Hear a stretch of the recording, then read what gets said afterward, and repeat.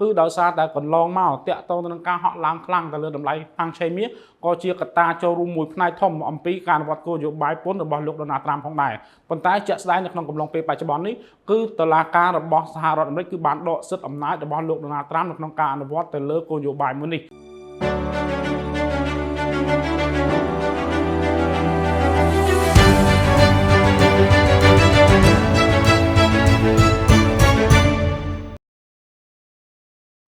ជំរាបសួរបងប្អូនទាំងអស់គ្នា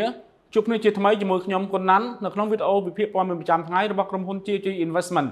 នៅថ្ងៃទី29ឧសភា2025នេះខ្ញុំនឹងធ្វើការចែកម្លែកជូននៅព្រឹត្តិការណ៍ព័ត៌មានផ្សេងៗដែលតាក់ទងទៅនឹងបម្រែបម្រួលនៃតម្លៃទីផ្សារបាទយើងបន្តចាប់អារម្មណ៍មើលទៅលើតម្លៃហាងឆេងមាសដែលការពីម្សិលមិញយើងឃើញថាទំហំនៅក្នុងការប្រែប្រួលរបស់ទីផ្សារមាសគឺនៅក្នុងកម្រិតមួយគួរសមគឺនៅក្នុងកម្រិត$49នៅក្នុងមួយអោនដែលវាបានប្រែប្រួលនៅក្នុងចន្លោះ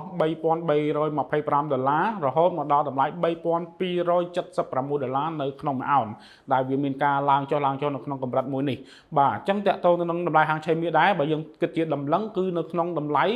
$60នៅក្នុងមួយដំឡឹងដែលវាបានប្រែប្រួលបានឡើងចុះនៅក្នុងចន្លោះតម្លៃ$4,600ទៅតម្លៃ$3,946នៅក្នុងមួយដំឡឹងជុំវិញនៃការប្រែប្រួលទៅលើតម្លៃហាងឆេងមាសកាលពីម្សិលមិញគឺដោយមានការរងចាំទៅលើព័ត៌មានមួយដែលបានចេញផ្សាយកាលពីយប់មិញនៅវេលាម៉ោង1រំលងអធ្រាត្រគឺតាក់ទងទៅនឹងរបាយការណ៍នៃកិច្ចប្រជុំរបស់ធនាគារសហព័ន្ធរបស់សហរដ្ឋអាមេរិកដែលយើងហៅកាត់ថា FOMC ជុំវិញរបាយការណ៍នៃកិច្ចប្រជុំរបស់ធនាគារមួយនេះគឺបានលើកឡើងថាតាក់ទងទៅនឹងសហរដ្ឋអាមេរិកគឺកំពុងតែមានការព្រួយបារម្ភអំពីកំណើននៃសេដ្ឋកិច្ចក៏ដូចជាទីផ្សារការងារនិងស្ថានភាពអតិផរណាផងដែរអញ្ចឹងជុំវិញទៅលើបញ្ហាមួយនេះគឺបានបង្កឲ្យមានការព្រួយបារម្ភគឺតាក់ទងទៅនឹងការសម្រេចចិត្តនៅក្នុងការទម្លាក់អត្រាការប្រាក់របស់ធនាគារកណ្ដាលរបស់សហរដ្ឋអាមេរិកអញ្ចឹងជុំវិញតាក់ទងទៅនឹងការសម្រេចចិត្តទៅលើការទម្លាក់អត្រាការប្រាក់របស់ធនាគារកណ្ដាលរបស់សហរដ្ឋអាមេរិកក៏វាពាក់ព័ន្ធជាមួយនឹងស្ថានភាពអតិផរណាផងដែរដល់គេមើលឃើញថាស្ថានភាពអតិផរណារបស់សហរដ្ឋអាមេរិកគឺហាក់បីជាកំពុងតែមានការងើបឡើងហាក់បីជាបញ្ច្រាស់ជាមួយនឹងអ្វីដែលជាការព្រួយបារម្ភរបស់គេទៀតនោះគឺតាក់ទងទៅនឹងកំណើនសេដ្ឋកិច្ចរបស់សហរដ្ឋអាមេរិកមានការធ្លាក់ចុះក៏ដូចជាទីផ្សារការងារអាមេរិកក៏មានការធ្លាក់ចុះផងដែរអ្វីទាំងអស់នេះគឺវាពាក់ព័ន្ធជាមួយនឹងការសម្រេចចិត្តរបស់ធនាគារកណ្ដាលរបស់សហរដ្ឋអាមេរិកជុំវិញការអនុវត្តគោលនយោបាយរូបិយវត្ថុរបស់ខ្លួនដែលគេមើលឃើញថាតាក់ទងទៅនឹងស្ថានភាពកំណើនសេដ្ឋកិច្ចមានការធ្លាក់ចុះទីផ្សារការងារក៏មានការធ្លាក់ចុះដែរប៉ុន្តែផ្ទុយទៅវិញតាក់ទងនឹងស្ថានភាពអតិផរណាក៏មានសញ្ញាមួយនៅក្នុងការងើបឡើងផងដែរ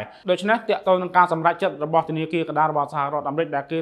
ចង់ធ្វើការទម្លាក់អត្រាការប្រាក់ដើម្បីជំរុញឲ្យមានកំណើនសេដ្ឋកិច្ចឡើងវិញក៏ដូចជាលើកស្ទួយអំពីវិស័យទីផ្សារការងារឲ្យវាមានការងើបឡើងវិញប៉ុន្តែវាហាក់បីជាតាក់ជាមួយនឹងស្ថានភាពអតិផរណាដែលកំពុងតែមានសញ្ញាងើបឡើងវិញប៉ុន្តែទោះបីយ៉ាងណាក៏ដោយបើ Fed ផ្អែកទៅលើស្ថានភាពសេដ្ឋកិច្ចក៏ដូចជាទីផ្សារការងាររបស់សហរដ្ឋអាមេរិកនោះអញ្ចឹងអ្នកវិភាគគឺគេបានមើលឃើញថា Fed អាចនឹងធ្វើការសម្រេចចិត្តនៅក្នុងការទម្លាក់អត្រាការប្រាក់អាចរហូតដល់ទៅ2ដងនៅក្នុងឆ្នាំនេះហើយបើសិនជាស្ថានភាពធ្ងន់ធ្ងរដែលតម្រូវនោះ